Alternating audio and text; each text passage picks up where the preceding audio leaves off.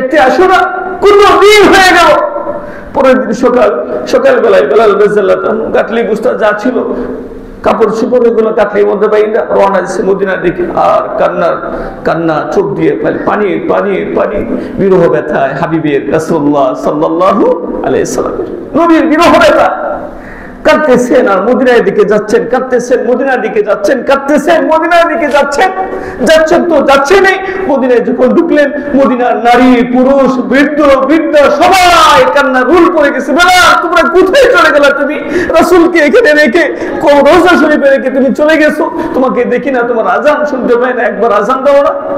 বলেন না, আমি আজান দিব না, আমার হাবিব নাই যে রাসূলকে সামনে রেখে আমি আজান দিয়েছি, সে রাসূলই নাই, আছে সে রাসূল নাই, হাসান দিব না। হাসান হোসেন এসে বলতেছে, বেলাল আমি নাতি নবীজির, আমি বলতেছি তোমার কাছে সুপারিশ করতেছি, নবীজির জমানার আজান আর শুনতে পাই না, আমরা কেউ নবীজির জমানার আজান শুনতে পাই না, একটু আজান দাও না। বেলাল আজান শুরু করলেন, আল্লাহু আকবার আল্লাহু আকবার। ওনার আজানের ধারে কাছেও তো যাবে না কারো আজান তো ধারে কাছেও যাবে না ওনার আজান আরশের মহল্লায় পৌঁছে যাইতো, ওইখানে পৌঁছলে পরে ফজর হইতো, সূর্য উঠতো ওনার আজানে। আজান না দিলে সূর্য উঠে না। পুরা মদিনার মধ্যে কান্না রোল পড়ে গেছে যখন আজান দিচ্ছেন তিনি। শিশুও কান্দে, মহিলাও কান্দে, পুরুষও কান্দে, বুড়াও কান্দে, বুড়িও কান্দে নবীজির কথা স্মরণ করে। তাহলে সাহাবায়ে কেরাম কেমন ছিলেন, কেমন ভালোবাসতেন। উহুদের ময়দানে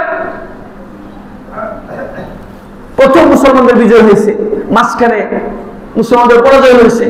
তো হুজুর সাল্লাল্লাহু আলাইহি ওয়াসাল্লামের প্রতি তীর আসতেছিল, গর্ব আসতেছিল, সাহাবায়ে কেরাম নবীজির সামনে দাঁড়ায় গেছে।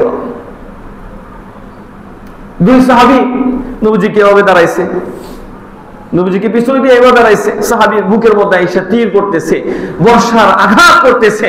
তাহলে নবীজিকে রক্ষা করতে গিয়া উনি এখানে চলে গেছেন দুনিয়া থেকে। এই উহুদের ময়দানে দেখা গেছে সাহাবীর শরীরে 80টা তীর তরবারির আঘাত। কয়টা? 80টা। নিজের রাসূলকে বাঁচাইতে গিয়া রাসূলের জন্য জীবন দিয়েছেন। কার জন্য জীবন দিয়েছেন? রাসূলের জন্য। তাহলে কেমন ভালোবাসতেন বলেন, কেমন ভালোবাসতেন? রাসূলের জন্য জীবন দিয়ে দিয়েছেন। মানে কি? ইসলামকে রক্ষা করছেন। এই সাহাবায়ে কেরাম ইসলামকে পৌঁছে দিয়েছেন। কোথায় মক্কা, কোথায় মদিনা, সেখান থেকে কোথায় বাংলাদেশ। আজকে আপনার মুখে দাঁড়ি, আমার মুখে দাঁড়ি, আজকে আপনি আমি নামাজ পড়তে পারি, নিজেকে মুসলিম বলে দাবি করতে পারি। কাদের বদৌলতে? সাহাবীদের বদৌলতে। বলেন কাদের বদৌলতে? সাহাবীদের বদৌলতে, তাদের কুরবানিতে। নবীজি বলতেছেন, আমি আপনাদেরকে দুইটা হাদিস শোনাবো, হাদিস শুনে শেষ করে দিব। বাকি সাহাবীদের কুরবানি তো জানেন আপনারা, সাহাবায়ে কেরাম কেমন কুরবানি করছে। এক মহিলা সাহাবী শুনছে যে মদিনায় এই উহুদের ময়দানে নবীজি শহীদ হয়ে গেছে। না উম্মে সালামা, আপনি মিশকাত শরীফের ব্যাখ্যা গ্রন্থ মাজায়ে হক এর প্রথম খণ্ডের মধ্যে ঘটনা নিয়ে আসছেন। মহিলা উহুদের দিকে দৌড়াচ্ছেন, মাঝপথে একজন বলে, ও মহিলা উম্মে সালামা, তুমি যে উহুদের দিকে দৌড়াচ্ছ, তোমার ছেলে শহীদ হয়ে গেছে। ওই মহিলা কোন কথা বলে না, উহুদের দিকে দৌড়াচ্ছেন। একটু পরে আরেকজন বলে, ও উম্মে সালামা, তোমার স্বামীও শহীদ হয়ে গেছে। মহিলা কোনো কথা বলে না, উহুদের দিকে দৌড়াচ্ছেন। আর একটু পরে আরেকজন সংবাদ দেয়, উম্মে সালামা, তোমার বাবা উহুদের ময়দানে শহীদ হয়ে গেছে। মহিলা কথা বলে না। যখন উহুদের কাছাকাছি চলে গেছে, আরেকজন এসে বলে, উম্মে সালামা, তোমার ভাই উহুদের ময়দানে শহীদ হয়ে গেছে। তখন মহিলা বলতেছে, ও মুহাম্মদের সাহাবীরা, তোমরা ভেবেছো আমি আমার বাবার জন্য দৌড়াচ্ছি, আমার ভাইয়ের জন্য, আমার সন্তানের জন্য, আমার স্বামীর জন্য দৌড়াচ্ছি? কখনো না। আমি দৌড়াচ্ছি এটা জানার জন্য আমার নবী, আমার হাবিব দুনিয়ার বুকে বেঁচে আছে কি নাই, এটা জানার জন্য। বাকি আমার নবীর জন্য আমি তো কুরবান হতে প্রস্তুত। আমার সন্তান গেছে, আমার ছেলে গেছে, আমার স্বামী গেছে, আমার বাবা গেছে, আমার ভাই গেছে, এটা কোনো সমস্যা নেই। গেছে কার জন্য? আল্লাহর জন্য, রাসূলের জন্য, ইসলামের জন্য গেছে। আমিও তো জীবন দিতে প্রস্তুত। মহিলা সাহাবী বলতেছে। এরপরে নবীজিকে যায় দূরে দেখতেছে, নবীজি দাঁড়ায় আছে, নবীজির কাছে গেছে, গিয়ে বলতেছে, হুজুর আপনি বেঁচে আছেন, আবার আর কিছু লাগবে? তাহলে সাহাবায়ে কেরামের কুরবানি ইসলামের জন্য কেমন চিন্তা করতে পারেন? এই যে দেখেন খুতবাটা আছে, আমরা দ্বিতীয় খুতবা পড়ি না? দ্বিতীয় খুতবার মধ্যে প্রতি জুমাতে আমরা একটা হাদিস পড়ি। এই হাদিসটা তিরমিজি শরীফের 38-62 হাদিস নাম্বার কত?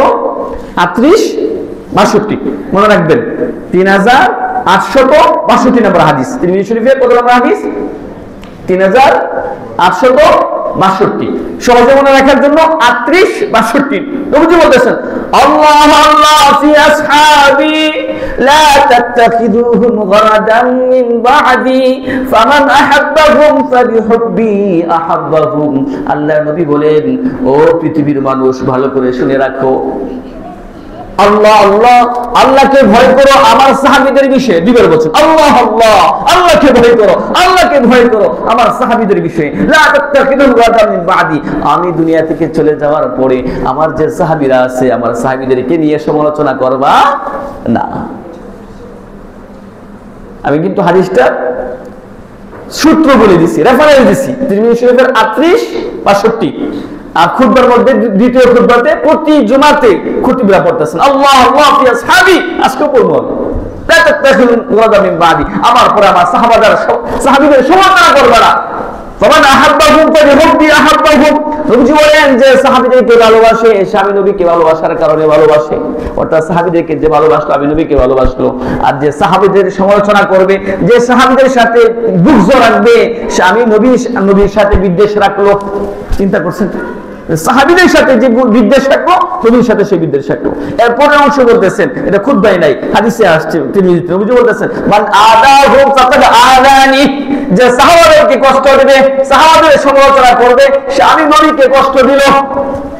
চিন্তা করছেন, যে সাহাবাদেরকে কষ্ট দিবে সে আমি নবীকে কষ্ট দিল। ওমান আদানি ফাকাদ আদাল্লাহ, আর যে আমি নবীকে কষ্ট দিবে সে আল্লাহকে কষ্ট দিছে। নবীকে কষ্ট দিলে কাকে কষ্ট দেওয়া হয়? আল্লাহকে কষ্ট দেওয়া হয়। নবীজি বলতেছেন ওমান আযাল্লাহ ফায়ুশিকু আইয়াখুদাহু, যে আল্লাহকে কষ্ট দিবে অচিরেই আল্লাহ তাআলা তাকে পাকড়াও করবে।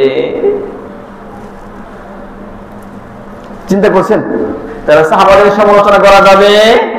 কি বলেন করা যাবে?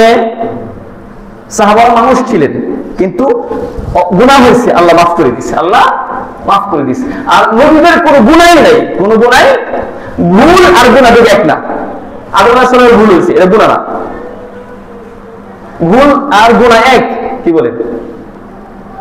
নবীজি বলতেছে রফিয়া আল উম্মতি আল খাতা ওয়াল নিসিয়ান, আল্লাহ তাআলা ভুল মাফ করে দিয়েছে। ভুলবশত যদি কেউ রমজান মাসে খানা খায় রোজা ভাঙবো? রোজা ভাঙবে না।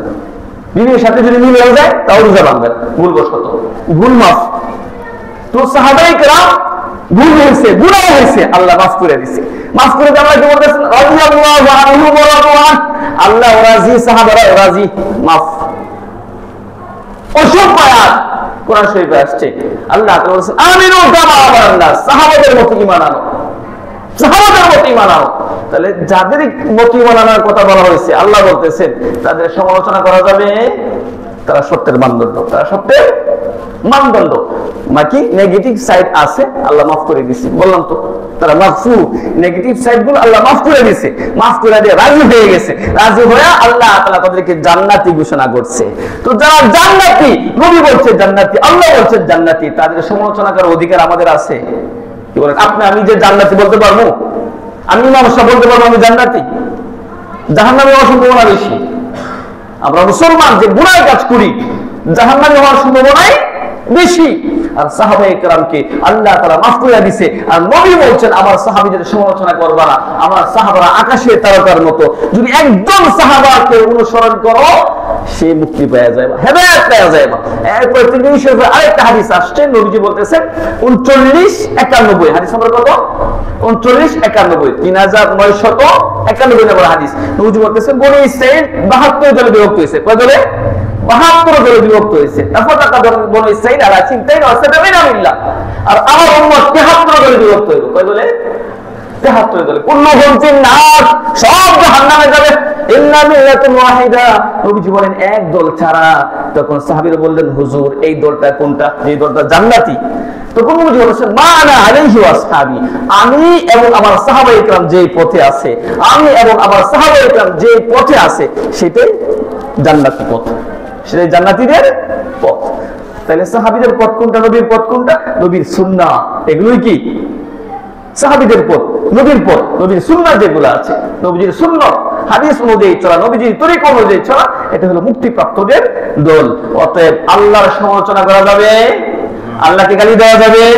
রাসূলকে গালি দেওয়া যাবে? সাহাবাদেরকে গালি দেওয়া যাবে? এই তিনটা জায়গা অত্যন্ত সেনসিটিভ, তিনটা জায়গা অত্যন্ত সেনসিটিভ। যাকে দিয়ে চলতেছি, জিনিস বানাইছেন, আপনার বাড়িতে থাকি ধরে, ধরেন আপনাদের মুসলিম উন্নতি করি, এখন যদি আপনাদের সমালোচনা করি, রাখবে না ওরে, তো বেশি না, দুইজনে এসে থাপড়ে এলাকায় খাস, সব খাওয়াই, বেতন দিই, আবার সমালোচনা করস, বলবে না? স্বাভাবিক, এটাই নিয়ম। আপনার বাড়িতে একজন থাকে, এরপর আপনার সমালোচনা করে, রাখবেন ওরে, থাপড়ে ব্যবহার করতেন না?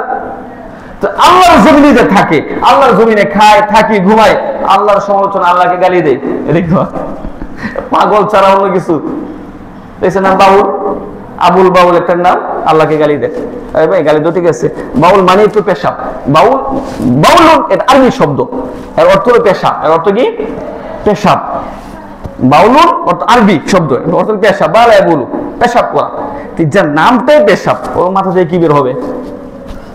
ভালো কিছু বের হবে? ভালো কিছু বের হবে না।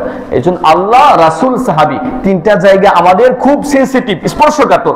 সবাইকে বলবো যারা নাস্তিক আছে, এটা 96% মুসলমানের দেশ। কত পার্সেন্ট? 96% মুসলমানের দেশ। এখানে কথা বলতে হলে তিনটা জায়গা অত্যন্ত সতর্কতার সাথে কথা বলতে হবে।